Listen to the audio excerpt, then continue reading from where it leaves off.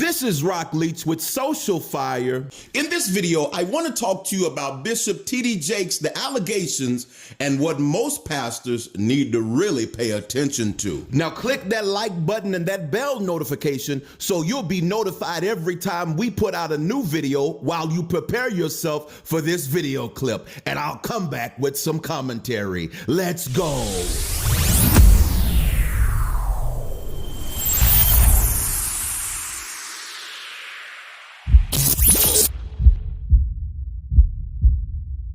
One of the things that I want to make sure that I get here is that there's been a new allegation against Sean Diddy Combs. And in this allegation, it has been, it's actually a 73 document case that was put forward by producer Rodney Lil Jones, whatever his name is, Rodney Lil Jones. And it's a 73 page document. The case is 73 pages. Now, I want to say this when looking at this. We know the last time we really went into Diddy, especially on this channel, Sean Diddy Combs, was when the allegations came out about this burner phone that was found, that it had inside of it Bishop T.D. Jakes, and called him a so-called power bottom. Now, I do have to make reference here, that is to say, when you are just for clarity's sake, when they call you a bottom, that's just saying that you are the female in the homosexual relationship between two men. That's basically what it's saying. I'm not going to go any further than that. Just use your imagination. But when we're looking at this, we see that this is what came from supposedly a burner phone.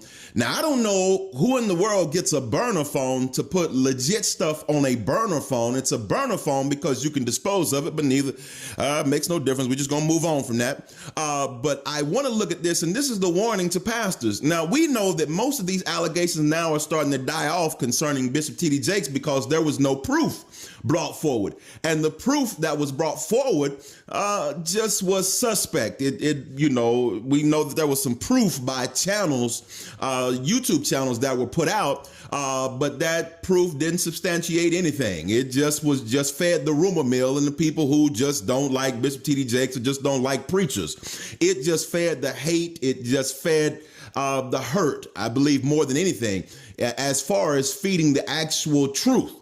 And so I want to say this with pastors. Many times we pastor people who are in our congregation. God knows I love everybody who I pastor.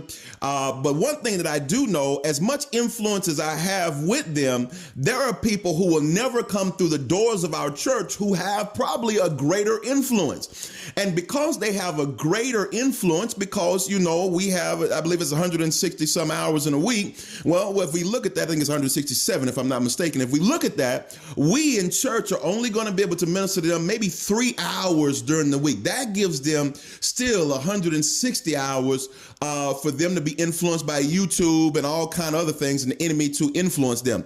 Here's the situation, and I hope all my pastors, church leaders, deacons, and if you love your pastor, you love your church, you want to listen to this.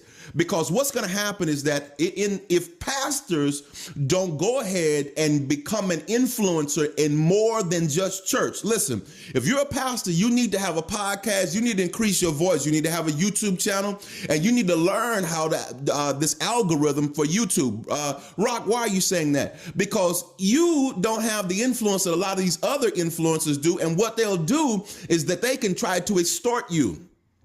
Oh, I hate to say that, but it is a real thing. They can try to extort you over something that is not true, and the burden lies on you to prove it.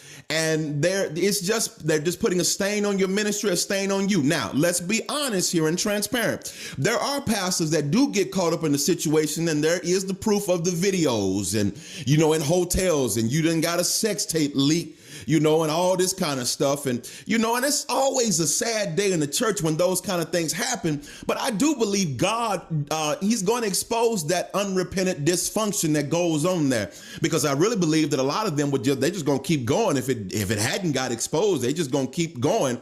And that dysfunction only comes out of their mouth. And then they feel like they're good with it. And then what they do is they continue destroying people's lives. And so I'm grateful when that stuff actually comes out, so to put a stop to it. However, there are some men and women of God out here who are doing what God have called them to do, and you're preaching the word. Now, what happens is that you got somebody from the outside can try to extort you. You need to look at your ministry, and it's something as simple. Build your voice. You need to influence from more than just that pulpit. You need to influence from more than that's just that just from that pulpit.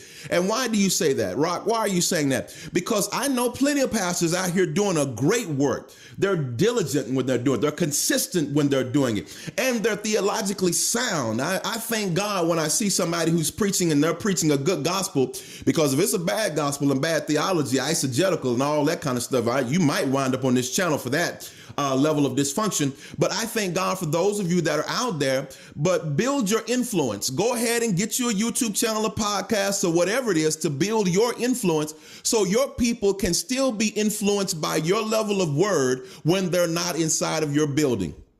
When they're not inside of your building. But I want to know what you think about it, because I think that extortion is going to become a new weapon that vloggers use against pastors. And I think pastors need to be prepared. We're preparing for everything else. We need to be prepared for when people throw things out there at us that are absolutely not true. But Pastor, do you really have a way to prove it and protect yourself? I want you to jump down in the comments and let me know what you think about the weapon of extortion that's used against many pastors, like it was Bishop T.D. Jakes. Now, I don't know if he's innocent of those things, but I do know no proof have come out. And here we are again at another Diddy allegation that's got 73 documents in the case. Where is the allegations against T.D. Jakes? That's all I want to know. But I want you to jump down in the comments and let me know what you think about the new weapon by vloggers, allegations, and extortion. Let's talk about it. Let's go.